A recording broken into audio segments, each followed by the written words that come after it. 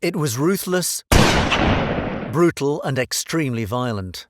It began on a small island and within a few decades dominated the organised crime scene of entire countries. It was synonymous of money and power. Movies and songs have been dedicated to it. What has happened to the Sicilian Mafia? I did not really understand this mafia war. When there is a war, families get ready, arm themselves and start to fight each other. The second mafia war has never been a war in Palermo. It has just been a massacre. Gaspare Mutolo, Riina's personal driver. Corleonesi had clearly smashed their rivals, as well as unwanted allies. By 1984, Sicilian Mafia was merely composed of the Corleonesi family and a few other individuals tolerated by Toto Riina. But 1984 was definitely a milestone also for everyone involved in fighting the mafia.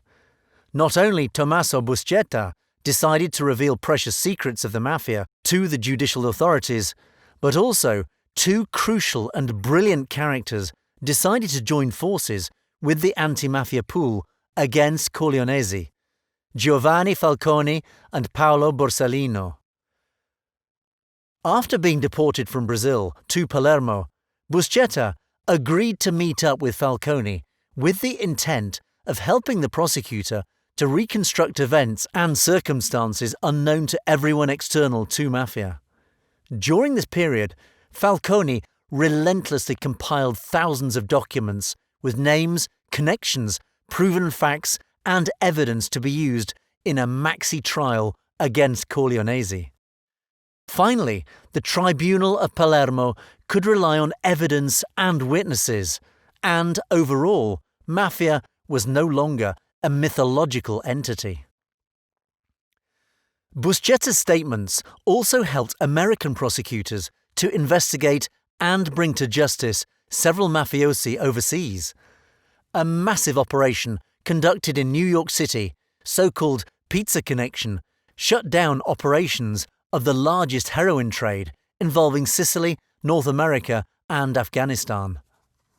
According to the NYC prosecutors, heroin trade generated incomes for the American Mafia in excess of $1.6 trillion since 1979. Meanwhile, in Palermo, more than 500 people were arrested for connection to murder, drug trafficking, logistical support to the mafia, and other crimes.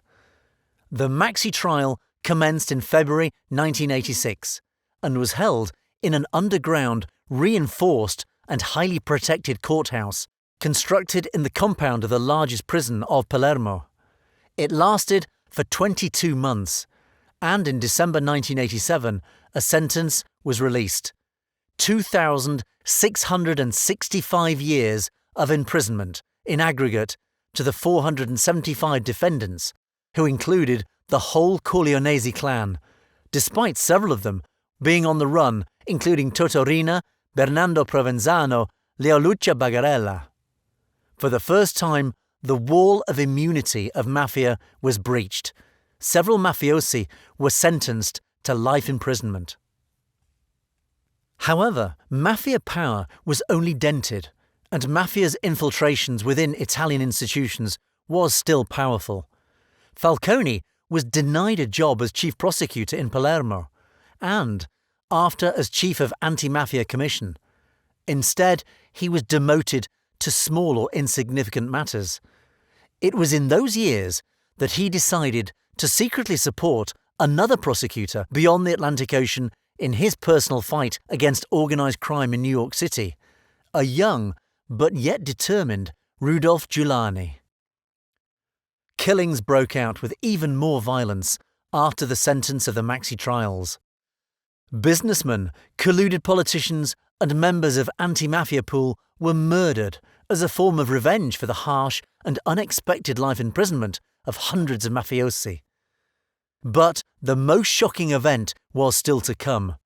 The Court of Appeal of Palermo overturned the sentence, freeing hundreds of mafiosi as innocents.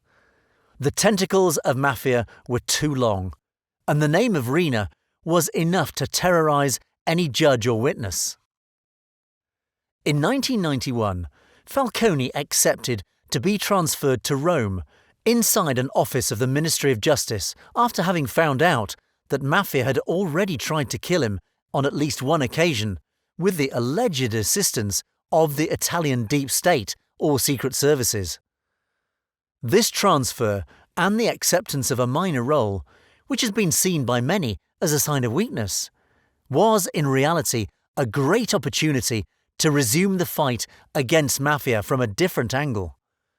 Firstly, he convinced the Minister of Justice to pass a decree by which all mafiosi involved in the Maxi trial should be brought back to jail under the final sentence of the Supreme Court, which was expected in 1992. In addition, he lobbied the Supreme Court prosecutor to remove Judge Carnevale. He noted that every criminal matter involving Mafia was handled by Carnevale, and every single time this judge favoured the defendants for lack of evidence. Falcone was successful, and the case ended up on a desk of a different judge. In January 1992, the Supreme Court upheld the sentence of the Court of Appeal of Palermo, confirming the first sentence of the Maxi trial conducted by the anti-mafia pool, a massive final victory for the relentless prosecutors, as well as for all the members of the anti-mafia pool, which had been decimated over the last 10 years, when Corleonesi was gunning down judges at an impressive rate.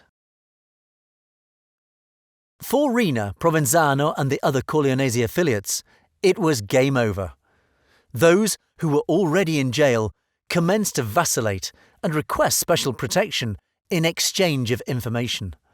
Numbers of informers and turncoats grew, and Riina's empire was cracking.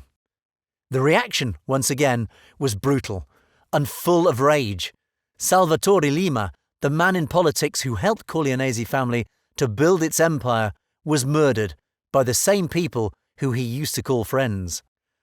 In May 1992, more than 400 kilos of explosive had been placed in a culvert under the highway connecting the Palermo airport to the city of Palermo.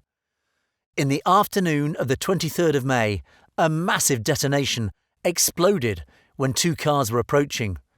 Giovanni Falcone, together with his wife and 3 policemen, died on the spot. 57 days later, another massive explosion was heard in downtown Palermo. When the dust settled, the unrecognizable body of Paolo Borsellino, together with 5 policemen, were on the tarmac lifeless. The 2 heroes of Italy, the 2 angels against the evil mafia empire, were dead, both killed by assassins acting upon orders of Riina. However, like previously happened in this story, what can be perceived initially as a victory, it happened to be a big miscalculation by Riina and his clan. Not only the Italian government reacted, deploying in Sicily soldiers and policemen from all over Italy, but also ordinary people commenced to be fearless of the mafia and abandoned the silence or omerta, which has always been one of the pillars mafia relied upon. Within a few weeks of the Borsellino's murder, the Parliament approved the 41 bis imprisonment regime for mafiosi, known as hard prison. Meetings, use of phone, any sport or cultural activity, and many other benefits, usually granted to inmates, were banned. Under this regime, several mafiosi decided to collaborate with justice, becoming turncoats. On the 8th of January 1993, police arrested Baldassare Di Maggio, a former ally of Riina. However, after knowing that Di Maggio was conducting an unethical life cheating on his wife, Riina confronted him, telling that Di Maggio would never be made boss. Anyone who knows Riina's code, it meant only one thing: Di Maggio was sentenced to death by Corleonesi. This was the reason why Di Maggio did not waste any time in turning informer, and passed to the police one address in Palermo.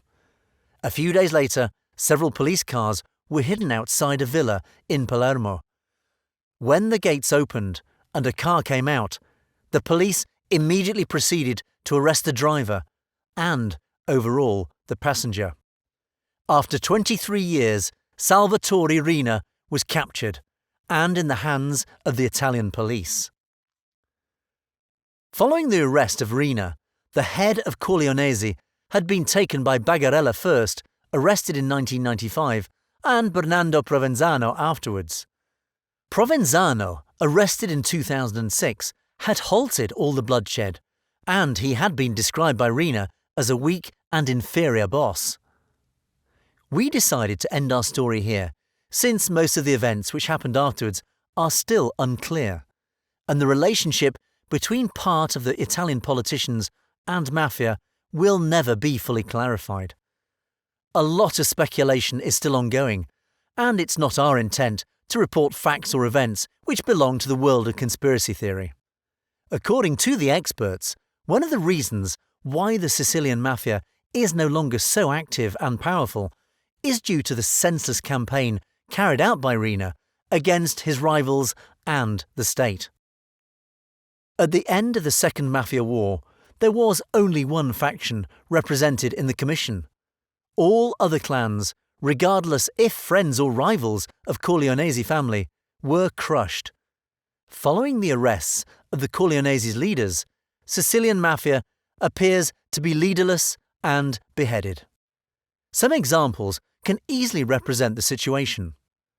Whilst a few years back, Mafia was transferring approximately €5,000 to each family of mafioso in jail, nowadays this salary is barely around €1,500.